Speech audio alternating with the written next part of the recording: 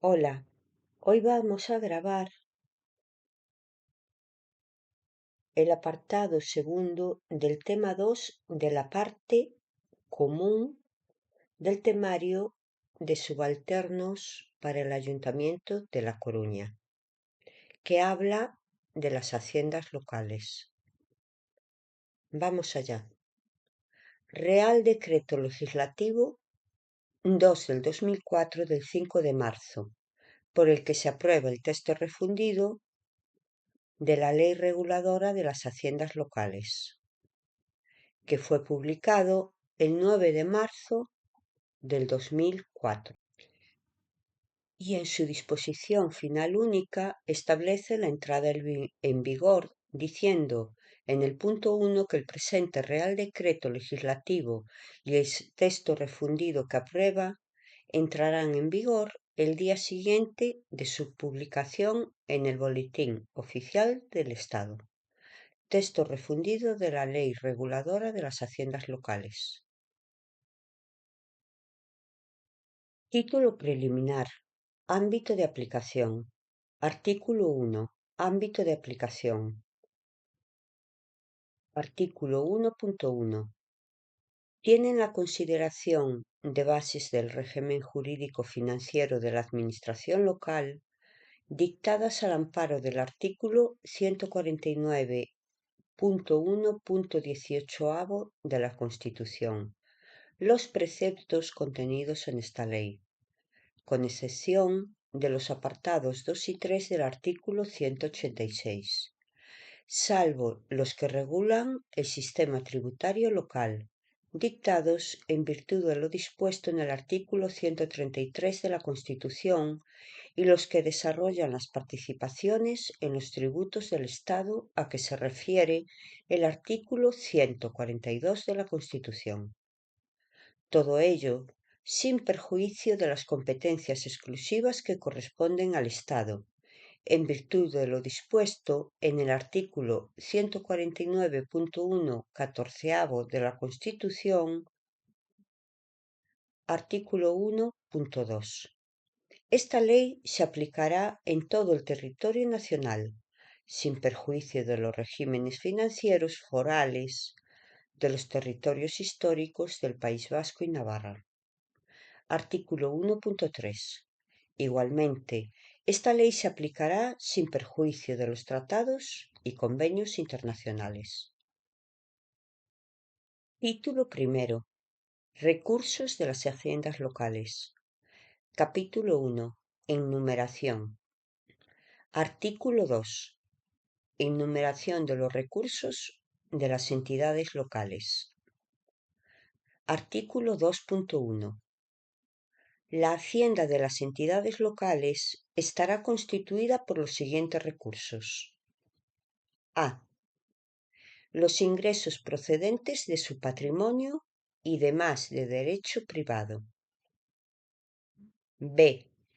Los tributos propios, clasificados en tasas, contribuciones especiales e impuestos, y los recargos exigibles sobre los impuestos de las comunidades autónomas o de otras entidades locales.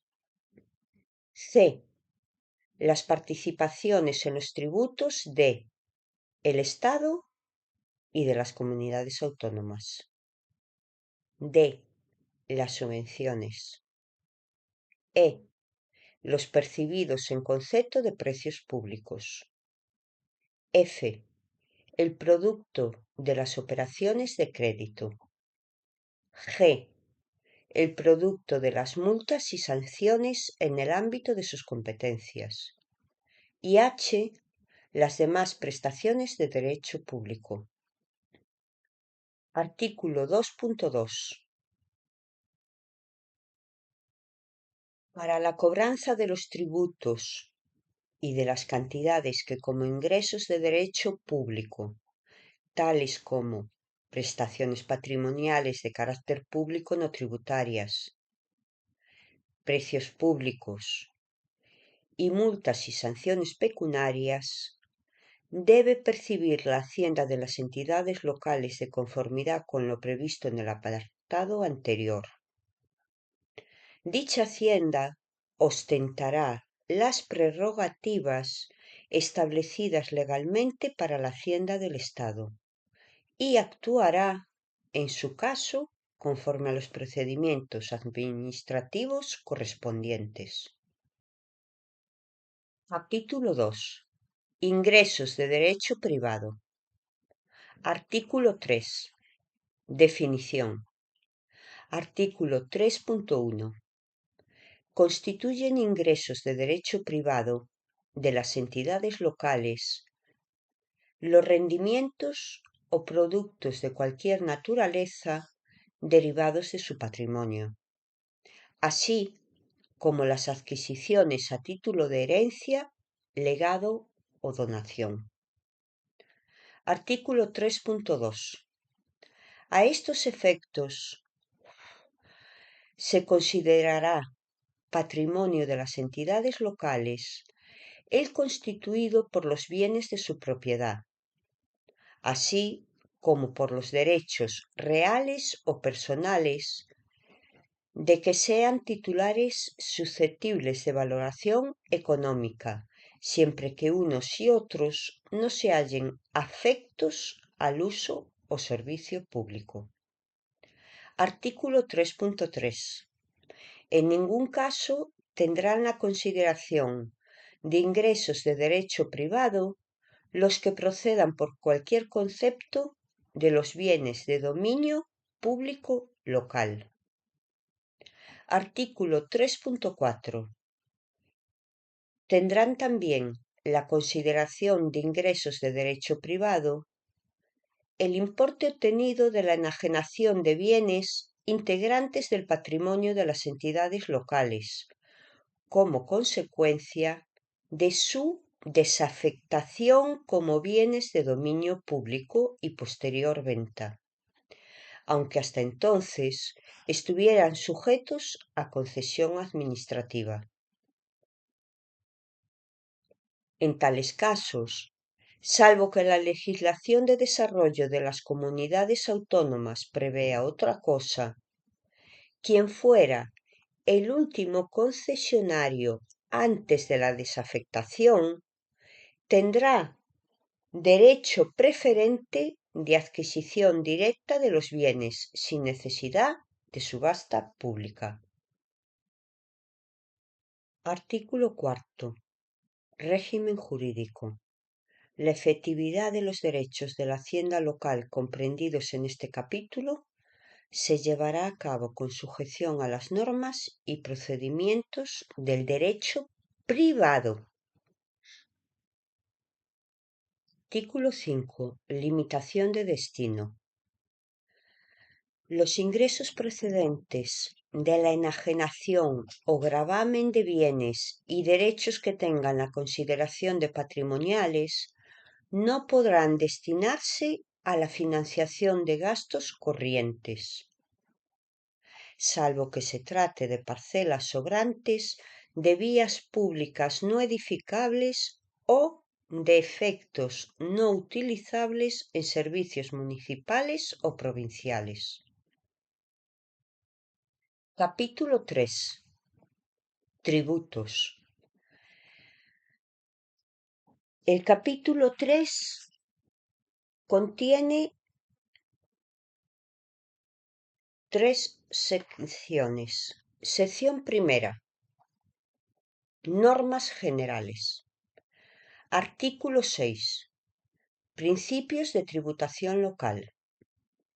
Los tributos que establezcan las entidades locales al amparo de lo dispuesto en el artículo 106.1 de la Ley 7 de 1985 del 2 de abril, reguladora de las bases del régimen local, respetarán en todo caso los siguientes principios. A. No someter a gravamen bienes situados, actividades desarrolladas, rendimientos originados ni gastos realizados fuera del territorio de la respectiva entidad. B. no gravar como tales negocios, actos o hechos celebrados o realizados fuera del territorio de la entidad impositora, ni el ejercicio o la transmisión de bienes, derechos u obligaciones que no hayan nacido ni hubieran de cumplirse en dicho territorio. C. No implicar obstáculo alguno para la libre circulación de personas, mercancías o servicios y capitales, ni afectar de manera efectiva a la fijación de la residencia de las personas o la ubicación de empresas y capitales dentro del territorio español, sin que ello obste para que las entidades locales puedan instrumentar la ordenación urbanística de su territorio. Artículo 7. Delegación. Artículo 7.1. De conformidad con lo dispuesto en el artículo 106.3 de la Ley 7 de 1985 de 2 de abril, reguladora de las bases del régimen local, las entidades locales podrán delegar en la comunidad autónoma o en otras entidades locales en cuyo territorio estén integradas las facultades de gestión, liquidación, inspección y recaudación tributarias que esta ley les atribuye. Asimismo, las entidades locales podrán delegar en la comunidad autónoma o en otras entidades locales en cuyo territorio estén integradas las facultades de gestión, liquidación, inspección y recaudación de los restantes ingresos de derecho público que les correspondan. Artículo 7.2. El acuerdo que adopte el Pleno de la Corporación habrá de fijar el alcance y contenido de la referida delegación y se publicará una vez aceptada por el órgano correspondiente de gobierno, referido siempre al Pleno, en el supuesto de las entidades locales en cuyo territorio estén integradas en los boletines oficiales de la provincia y de la comunidad autónoma para general conocimiento. Artículo 7.3.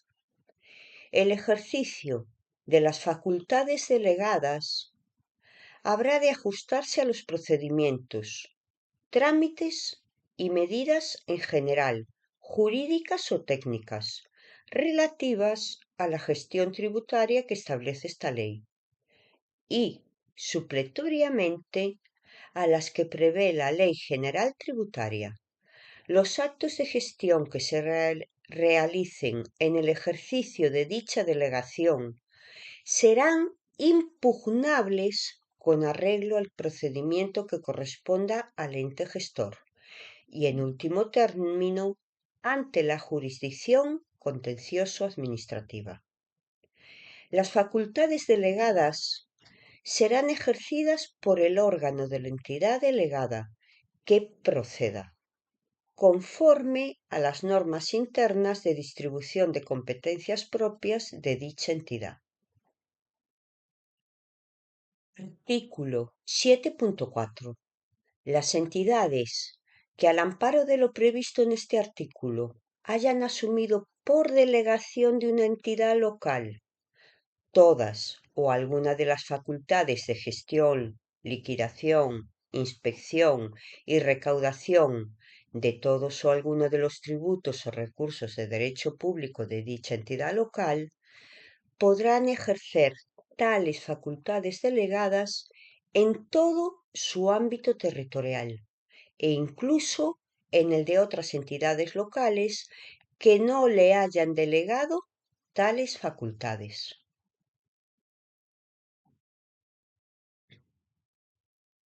Artículo 8. Colaboración. Artículo 8.1. De conformidad con lo dispuesto en el artículo 106.3 de la Ley 7 de 1985 de 2 de abril, reguladora de las bases del régimen local, las administraciones tributarias del Estado, de las comunidades autónomas y de las entidades locales colaborarán en todos los órdenes de gestión, liquidación, inspección y recaudación de los tributos locales.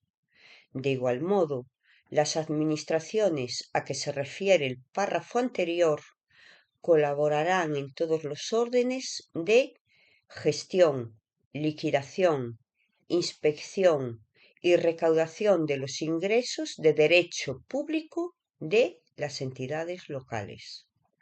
Artículo 8.2. En particular, dichas administraciones a.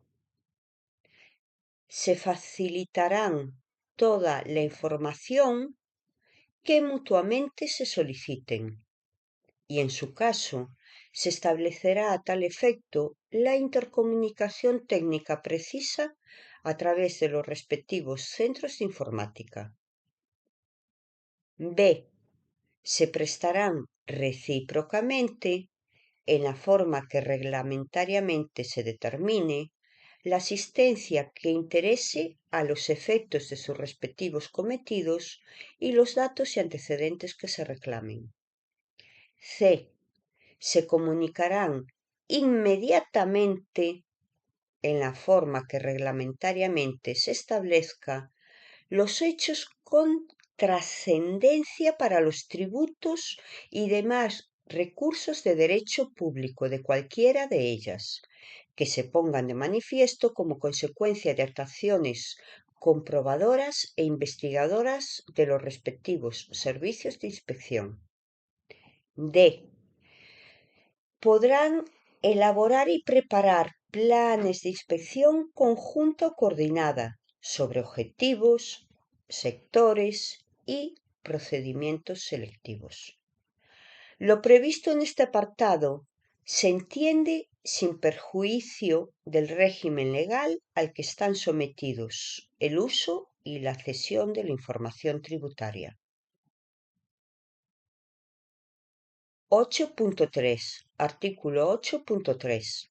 Las actuaciones en materia de inspección o recaudación ejecutiva que hayan de efectuarse fuera del territorio de la respectiva entidad local en relación con los ingresos de derecho público propios de ésta, serán practicadas por los órganos competentes de la correspondiente comunidad autónoma, cuando deban realizarse en el ámbito territorial de ésta, y por los órganos competentes del Estado en otro caso, previa solicitud del presidente de la corporación.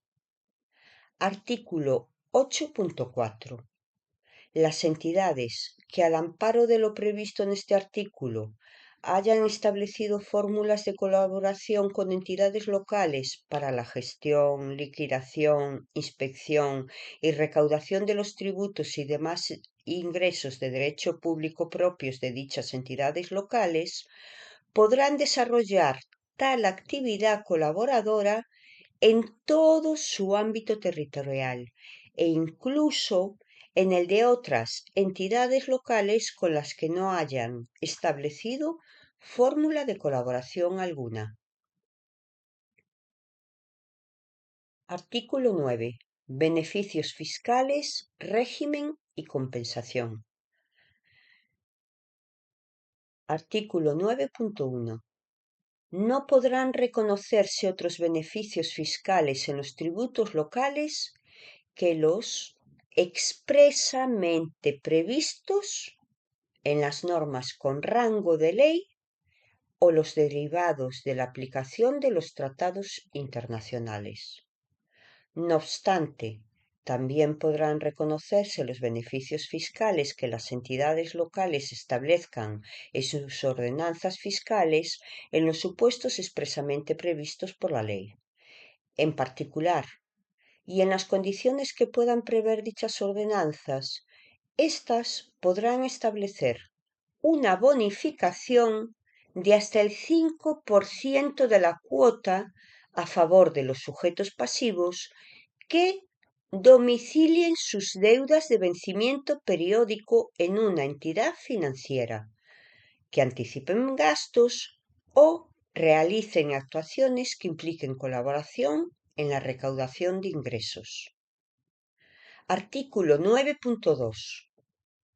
Las leyes por las que se establezcan beneficios fiscales en materia de tributos locales determinarán las fórmulas de compensación que procedan.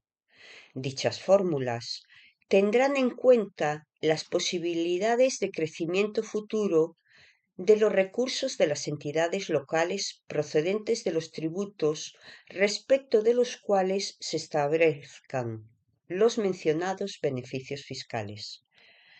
Lo anterior no será de aplicación en ningún caso cuando se trate de beneficios fiscales a que se refiere el párrafo segundo del apartado primero de este artículo. Es decir, que lo anterior, lo del punto 2, no será de aplicación en ningún caso cuando se trate de los beneficios fiscales a los que se refiere el apartado segundo de este primer artículo, ¿vale?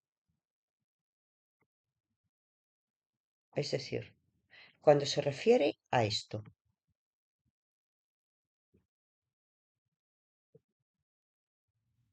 Artículo 9.3.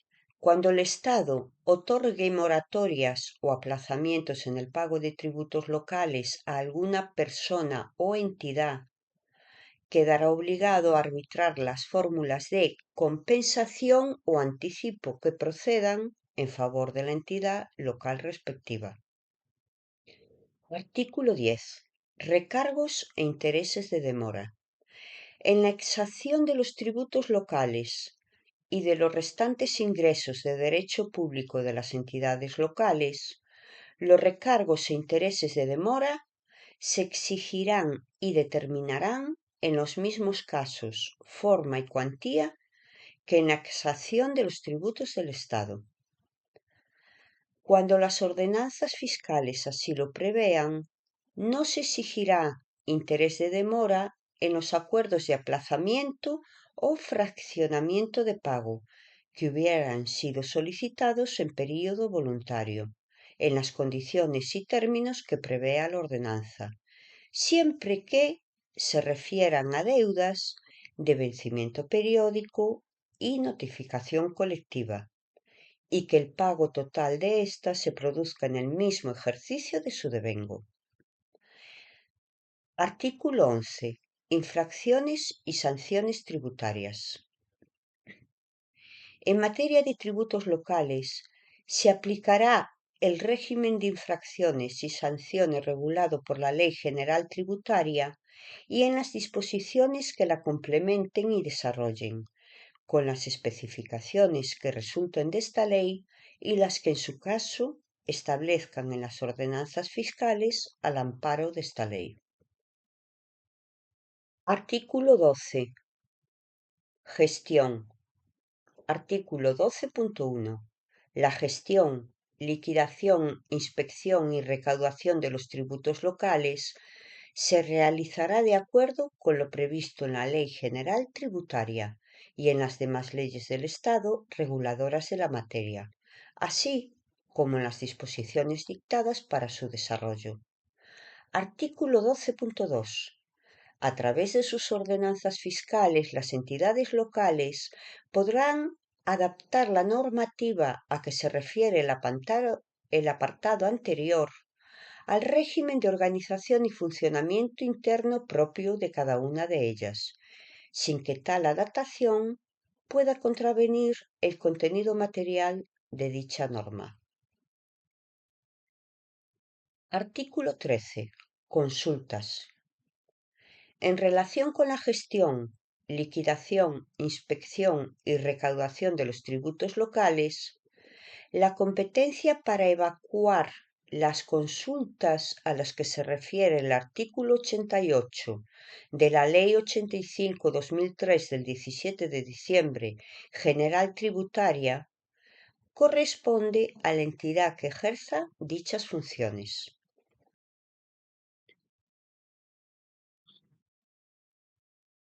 Artículo 14.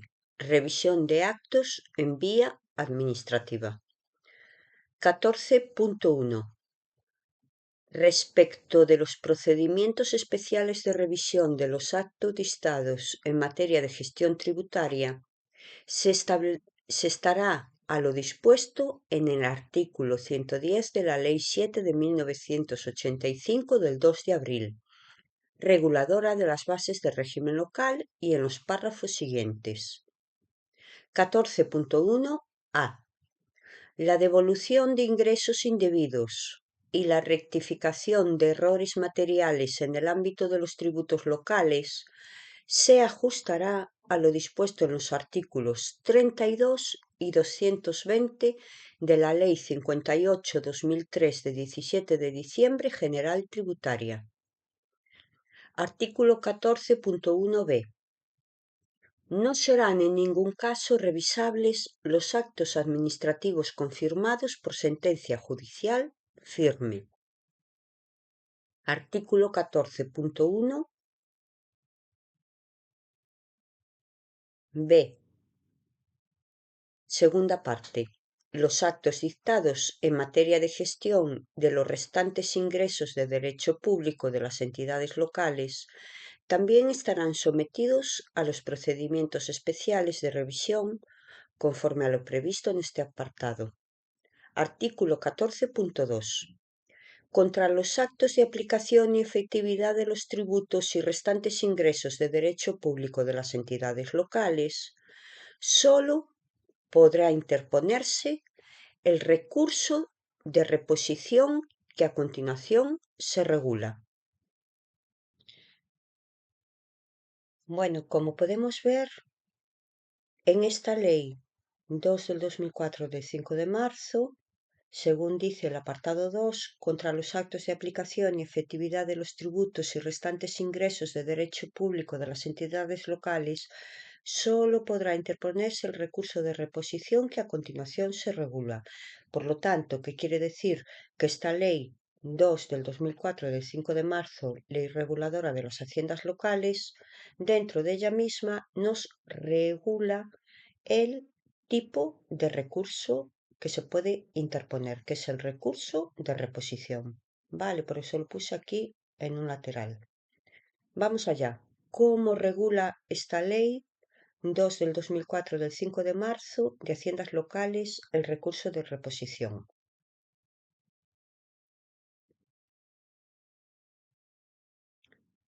Por lo tanto, vamos a ver ahora la regulación del recurso de reposición, que como podemos ver, que puse aquí en el comentario, viene establecido en el artículo 14.2 de la Ley 2/2004, 5 de marzo, LRHL. Entonces, recurso de reposición, regulación. A. Objeto y naturaleza. Son impugnables mediante el presente recurso de reposición todos los actos dictados por las entidades locales en vía de gestión de sus tributos propios y de sus restantes ingresos de derecho público. Lo anterior se entiende sin perjuicio de los supuestos en los que la ley prevé la posibilidad de formular reclamaciones económico-administrativas contra actos dictados en vía de gestión de tributos locales. En tales casos, cuando los actos hayan sido dictados por una entidad local, el presente recurso de reposición será previo a la reclamación económico-administrativa. Artículo 14.2b. Regulación del recurso de reposición. Competencia para resolver. Será competente para conocer y resolver el recurso de reposición el órgano de la entidad local que haya dictado el acto administrativo impugnado. 14.2c. Plazo de interposición. El recurso de reposición se interpondrá en el plazo de un mes, contado desde el día siguiente a la notificación expresa del acto cuya revisión se solicita, o al de finalizar el periodo de exposición pública de los correspondientes padrones o matrículas de contribuyentes obligados al pago.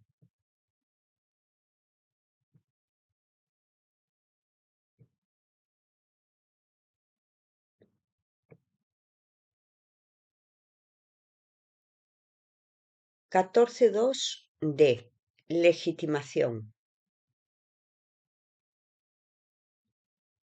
Podrán interponer recurso de reposición, primero, repito, de legitimación. Podrán interponer recurso de reposición, primero, los sujetos pasivos y, en su caso, los responsables de los tributos, así como los obligados a efectuar el ingreso de derecho público de que se trate. Segundo, cualquier otra persona cuyos intereses legítimos y directos resulten afectados por el acto administrativo de gestión. Representación y dirección técnica. Los recurrentes podrán comparecer por sí mismos o por medio de representante, sin que sea preceptiva la intervención de abogado ni procurador.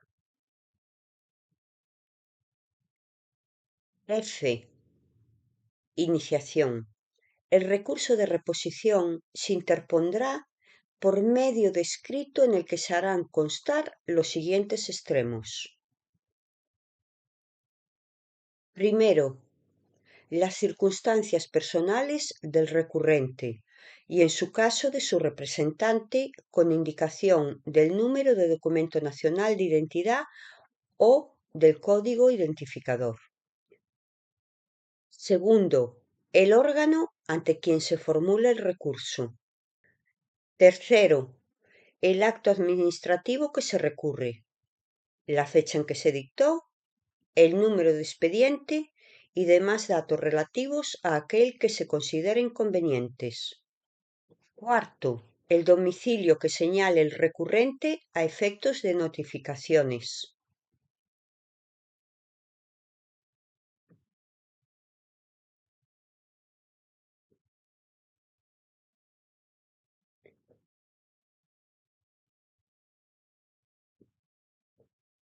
En el escrito de interposición se formularán además las alegaciones tanto sobre cuestiones de hecho como de derecho.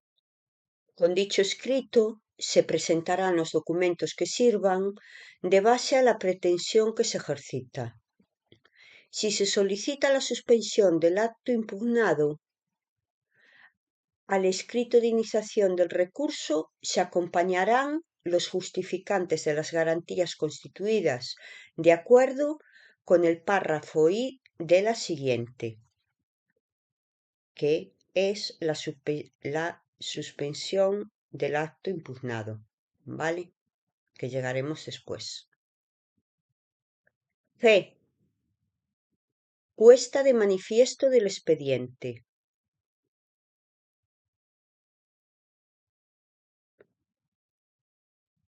Si el interesado precisare del expediente de gestión o de las actuaciones administrativas para formular sus alegaciones, deberá comparecer a tal objeto ante la oficina gestora a partir del día siguiente a la notificación del acto administrativo. Repito, debe de comparecer a tal objeto ante la oficina gestora a partir del día siguiente a la notificación del acto administrativo que se impugna y antes de que finalice el plazo de interposición del recurso. La oficina o dependencia de gestión bajo la responsabilidad de su jefe, tendrá la obligación de poner de manifiesto al interesado el expediente o las actuaciones administrativas que se requieran. Presentación del recurso. El escrito de interposición del recurso se presentará en la sede del órgano de la entidad local que dictó el acto administrativo que se impugna, o en su defecto, en las dependencias o oficinas a que se refiere el artículo 38.4 de la Ley 30 de 1992 de 26 de noviembre de régimen jurídico de las administraciones públicas y del procedimiento administrativo común. Bueno, tenemos que tener en cuenta que ahora la Ley de Procedimiento Administrativo Común, la ley que regula el procedimiento administrativo y común, es la Ley 39 del 2015 del 1 de octubre. Vale, seguimos. Y suspensión del acto impugnado.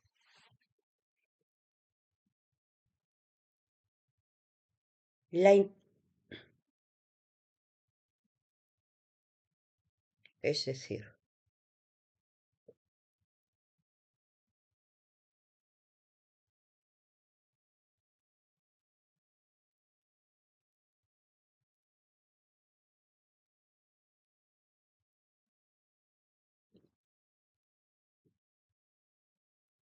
no obstante, y en los mismos términos que en el Estado podrá suspenderse la ejecución de un acto impugnado mientras dure la sustanciación del recurso aplicando lo establecido en el Real Decreto 2244 de 1979 de 7 de septiembre, por lo que se reglamenta el recurso de reposición previo al económico administrativo y en el Real Decreto 391 del 1996 del 1 de marzo, por el que se aprueba el reglamento de procedimiento en las reclamaciones económico-administrativas con las siguientes especialidades. Primero, en todo caso, será competente para tramitar y resolver la solicitud el órgano de la entidad local que dictó el acto. Segundo, las resoluciones desestimatorias de la suspensión sólo serán susceptibles de impugnación en vía contencioso-administrativa. Tercero, cuando se interponga recurso contencioso-administrativo contra la resolución del recurso de reposición, la suspensión acordada en vía administrativa se mantendrá siempre que exista garantía suficiente, hasta que el órgano judicial competente adopte la decisión que corresponda en relación con dicha suspensión. J. Otros interesados. Si del escrito inicial o de las actuaciones posteriores resultaren otros interesados distintos del recurrente, se les comunicará la interposición del recurso para que en el plazo de 5 días aleguen lo que a su derecho convenga. K. Extensión de la revisión. La revisión somete a conocimiento del órgano competente para su resolución todas las cuestiones que ofrezca el expediente, hayan sido o no planteadas en el recurso. Si el órgano estima pertinente examinar y resolver cuestiones no planteadas por los interesados, las expondrá a los que estuvieren personados en el procedimiento y les concederá un plazo de 5 días para formular alegaciones. De acuerdo, por lo tanto, para otros interesados diferentes del recurrente, siempre hay un plazo de 5 días. Bueno, primero para alegar aquello que en su derecho convenga y una vez si el órgano estima pertinente examinar y resolver cuestiones que no han sido planteadas por los interesados, también expondrá esas cuestiones y concederá un plazo de 5 días para formular alegaciones. Vale. Resolución del recurso. El recurso será resuelto en el plazo de un mes, a contar desde el día siguiente al de su presentación, con excepción de los supuestos regulados en los párrafos J y K anteriores, en los que el plazo se computará desde el día siguiente al que se formulen las alegaciones o se dejen transcurrir los plazos señalados.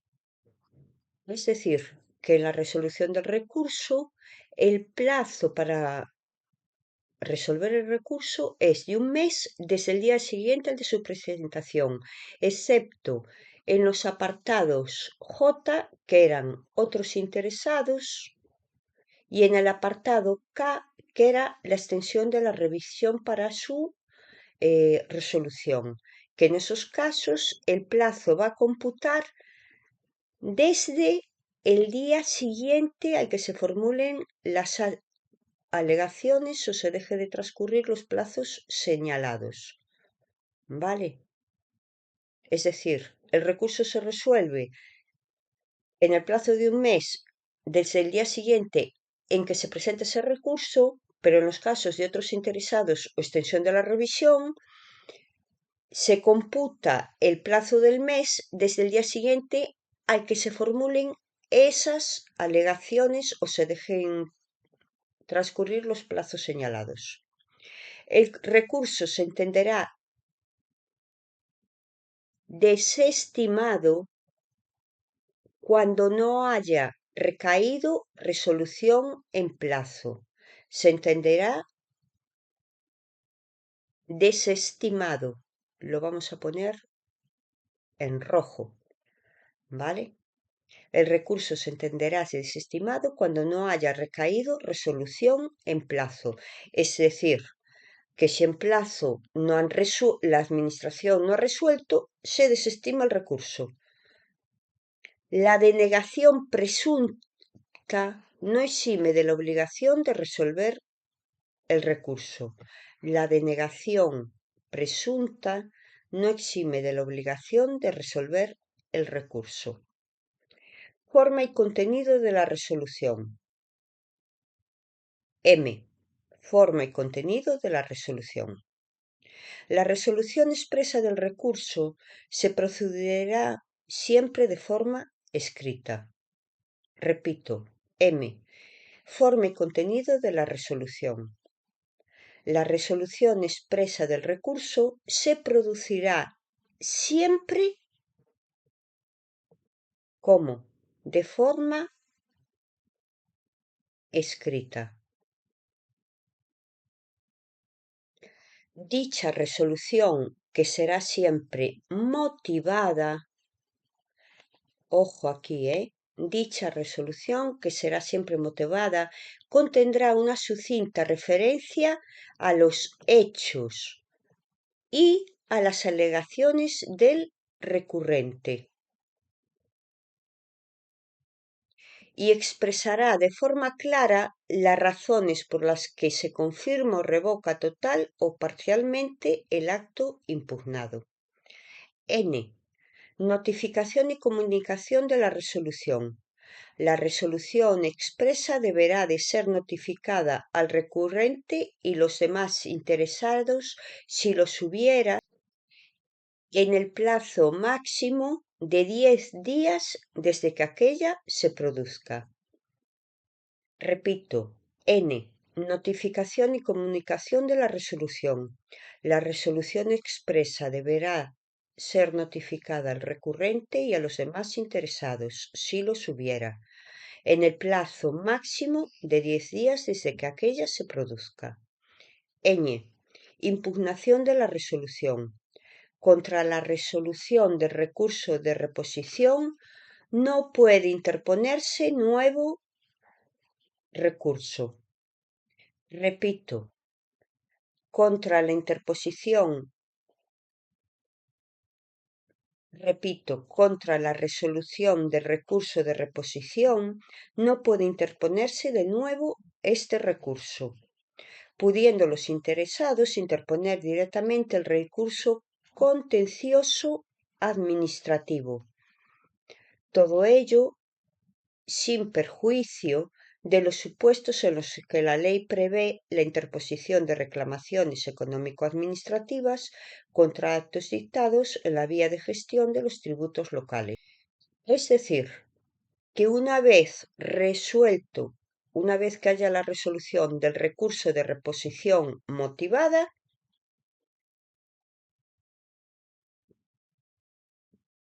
no se puede impugnar esa resolución con otro recurso de reposición. ¿De acuerdo? Ya habría que ir directamente los interesados a interponer un recurso contencioso administrativo, sin que eso afecte a que puedan también interponer reclamaciones económico-administrativos. ¿Vale? Sección 2. Imposición y ordenación de tributos locales. Artículo 15. Ordenanzas fiscales. 15.1. Salvo en los supuestos previstos en el artículo 59.1 de esta ley, las entidades locales deberán acordar la imposición y supresión de sus tributos propios y aprobar las correspondientes ordenanzas fiscales reguladoras de estos. Artículo 15.2. Respecto de los impuestos previstos en el artículo 59.1, los ayuntamientos que decidan hacer uso de las facultades que les confiere esta ley en orden a la fijación de los elementos necesarios para la determinación de las respectivas cuotas tributarias, deberán acordar el ejercicio de tales facultades y aprobar las oportunas ordenanzas fiscales. Artículo 15.3.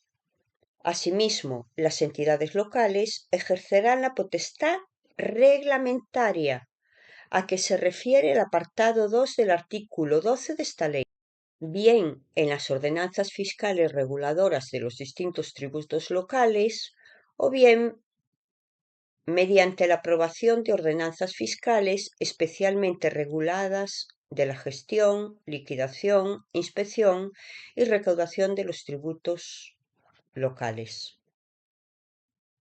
Repito, artículo 16. Contenido de las ordenanzas fiscales. 16.1. Las ordenanzas fiscales a que se refiere el apartado 1 del artículo anterior contendrán al menos a. La determinación del hecho imponible, sujeto pasivo, responsables, excepciones, reducciones y bonificaciones. Base imponible y liquidable, tipo de gravamen o cuota tributaria y período impositivo y devengo.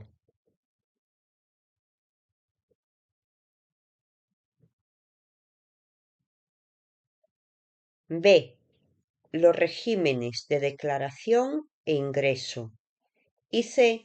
Las fechas de su aprobación y el comienzo de su aplicación.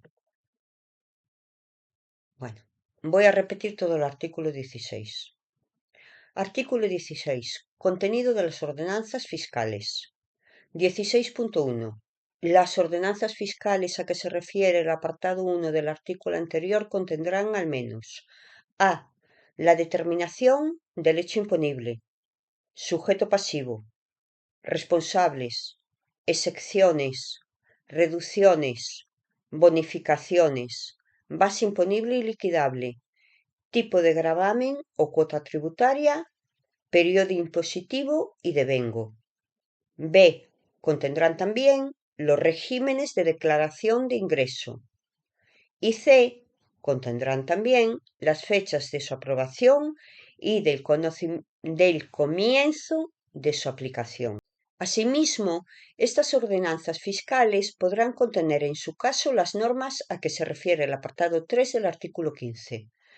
Los acuerdos de aprobación de estas ordenanzas fiscales deben de adoptarse simultáneamente a los de imposición de los respectivos tributos. Es decir, que cuando se acuerda la aprobación de estas ordenanzas, a la vez de forma simultánea, se deben de adoptar los acuerdos para imponer los tributos correspondientes o respectivos. Los acuerdos de modificación de dichas ordenanzas deberán contener la nueva redacción de las normas afectadas, y las fechas de su aprobación y el comienzo de su aplicación. Repito, los acuerdos de modificación de dichas ordenanzas deberán contener la nueva redacción de las normas afectadas y las fechas de su aprobación y del comienzo de su aplicación.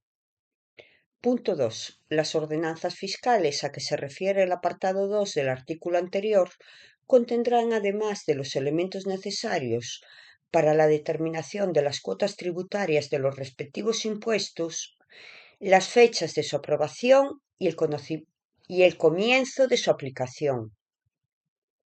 Asimismo, estas ordenanzas fiscales podrán contener, en su caso, las normas a que se refiere el apartado 3 del artículo 15. Los acuerdos de aprobación de las ordenanzas fiscales deberán adoptarse simultáneamente a los de fijación de los elementos regulados en aquellas. Los acuerdos de modificación de dichas ordenanzas se ajustarán a lo dispuesto en el último párrafo del apartado anterior. Artículo 17. Elaboración, publicación y publicidad de las ordenanzas fiscales. 17.1.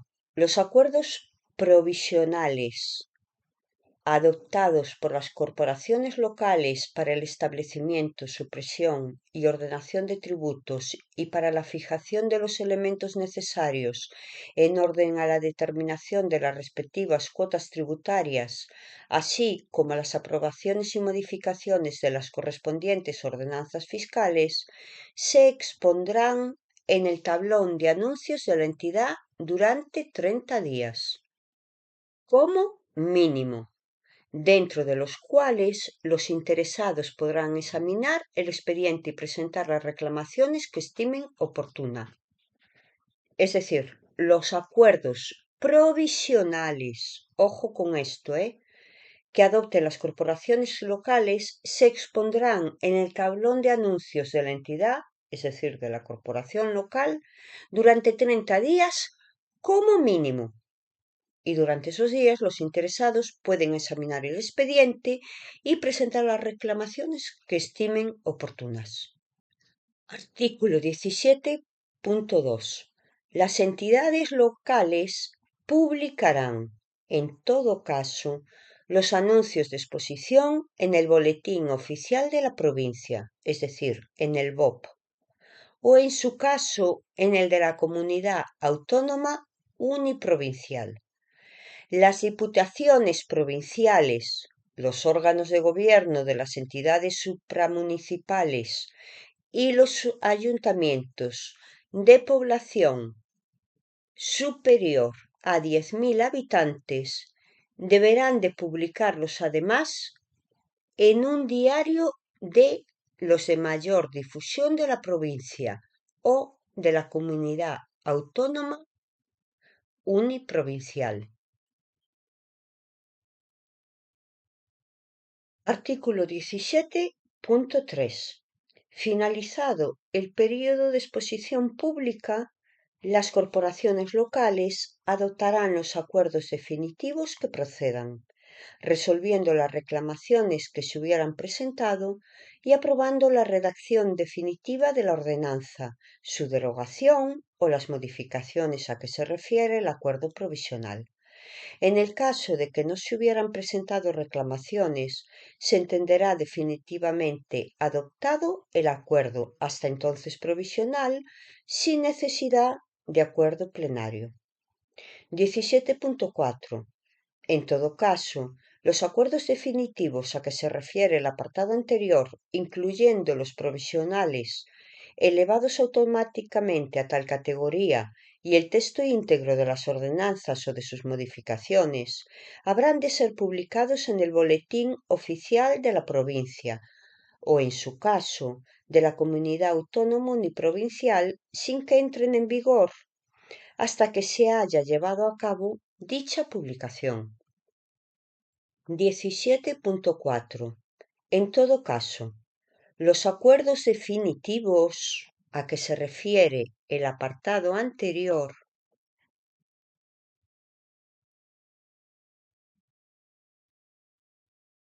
incluyendo los provisionales elevados automáticamente a tal categoría y el texto íntegro de las ordenanzas o de sus modificaciones, habrán de ser publicados en el Boletín Oficial de la provincia o, en su caso, de la comunidad autónoma uniprovincial, sin que entren en vigor hasta que se hayan llevado a cabo dicha publicación. Artículo 17.5. Las diputaciones provinciales, consejos, cabildos insulares y, en todo caso, las demás entidades locales, cuando su población sea superior a 20.000 habitantes, editarán el texto íntegro de las ordenanzas fiscales reguladoras de sus tributos dentro del primer cuatrimestre del ejercicio económico correspondiente. Es decir, que las diputaciones provinciales, consejos, cabildos insulares y demás entidades locales de más de 20.000 habitantes tienen que editar el texto de las ordenanzas fiscales que regulan sus tributos en el primer cuatrimestre del ejercicio económico que le corresponde, es decir, del año en curso. En todo caso, las entidades locales habrán de expedir copias de las ordenanzas fiscales publicadas a quienes las demanden. Voy a repetir completo todo el artículo 17, que me parece súper importante. Elaboración, publicación y publicidad de las ordenanzas fiscales. 17.1. Los acuerdos provisionales adoptados por las corporaciones locales para el establecimiento, supresión y ordenación de tributos y para la fijación de los elementos necesarios en el orden de la determinación de las respectivas cuotas tributarias, así como las aprobaciones y modificaciones de las correspondientes ordenanzas fiscales, se expondrán en el tablón de anuncios de la entidad durante 30 días como mínimo, dentro de los cuales los interesados podrán examinar el expediente y presentar las reclamaciones que estimen oportunas. 17.2.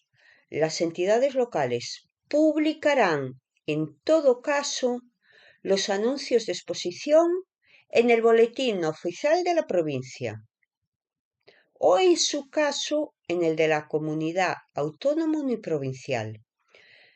Las diputaciones provinciales, los órganos de gobierno de las entidades supramunicipales y los ayuntamientos de población superior a 10.000 habitantes deberán de publicarlos además en un diario de los de mayor difusión de la provincia o de la comunidad autónoma uniprovincial.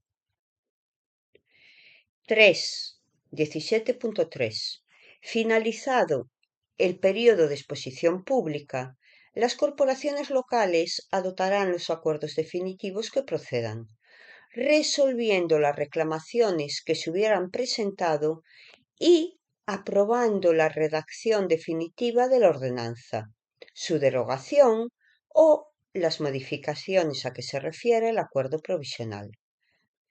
En caso de que no se hubieran presentado reclamaciones, se entenderá definitivamente adoptado el acuerdo, hasta entonces provisional, sin necesidad de acuerdo plenario. Es decir, en caso de que no hubieran la gente presentado reclamaciones, automáticamente se entiende adoptado el acuerdo, sin necesidad de volver al pleno. ¿Vale? Artículo 17.4. En todo caso, los acuerdos definitivos a que se refiere el apartado anterior, incluyendo los acuerdos provisionales elevados automáticamente a tal categoría y el texto íntegro de las ordenanzas o de sus modificaciones, habrán de ser publicados en el Boletín Oficial de la provincia o, en su caso, de la comunidad autónoma uniprovincial, sin que entren en vigor hasta que se haya llevado a cabo dicha publicación. Artículo 17.5. Las diputaciones provinciales, consejos, cabildos insulares y, en todo caso, las demás entidades locales, cuando su población sea superior a 20.000 habitantes, cuando los habitantes de las entidades locales son más de 20.000, editarán el texto íntegro de las ordenanzas fiscales reguladoras de sus tributos dentro del primer cuatrimestre del ejercicio económico correspondiente. En todo caso, las entidades locales habrán de expedir copias de las ordenanzas fiscales publicadas a quienes las demanden. Artículo 18. Interesados a los efectos de reclamar contra acuerdos provisionales. A los efectos de lo dispuesto en el apartado 1 del artículo anterior, tendrán la consideración de interesados a los que tuvieran un interés directo o resulten afectados por tales acuerdos, y b.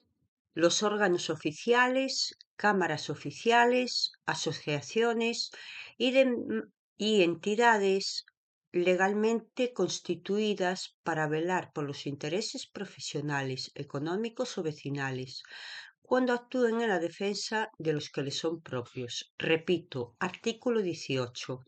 Interesados a los efectos de reclamar contra acuerdos provisionales. A los efectos de lo dispuesto en el apartado 1 del artículo anterior, tendrá la consideración de interesados a los que tuvieran un interés directo o resulten afectados por tales acuerdos. B. Los órganos oficiales, cámaras oficiales, asociaciones y demás entidades legalmente constituidas para velar por los intereses profesionales, económicos o vecinales, cuando actúen en defensa de los que les son propios. Artículo 19. Recurso contencioso administrativo. 19.1.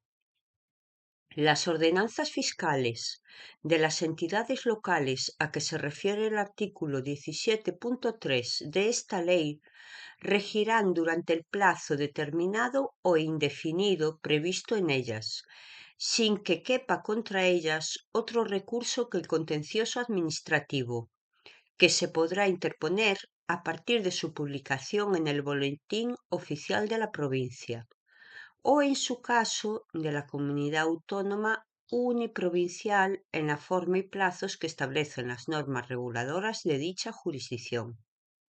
19.2. Si por resolución judicial firme resultaren anulados o modificados los acuerdos locales o el texto de las ordenanzas fiscales, la entidad local vendrá obligada a adecuar a los términos de la sentencia todas las situaciones que se lleven a cabo con posterioridad a la fecha en que aquella le sea notificada, salvo que expresamente lo prohibiera la sentencia.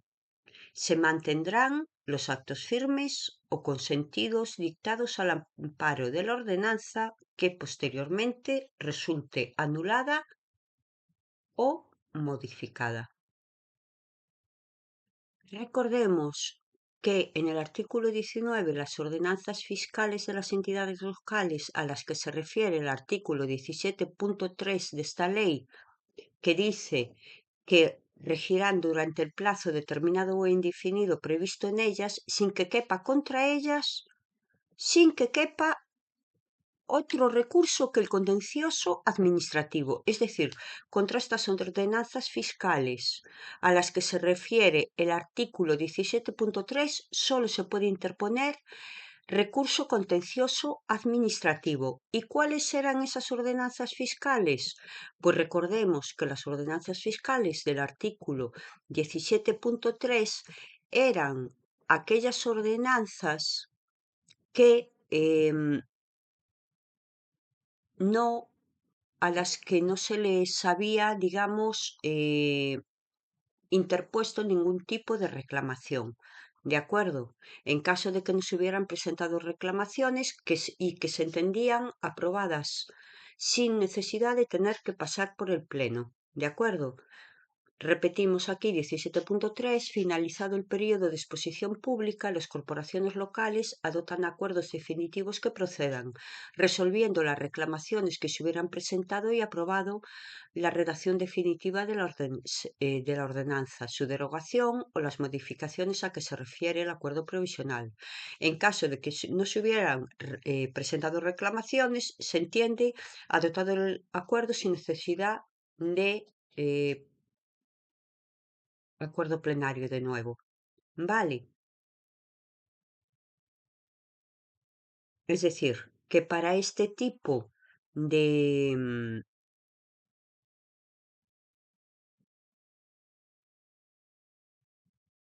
reclamaciones es a los que se refiere el artículo 19. Vamos ahora con la sección tercera, las tasas. Súper importante.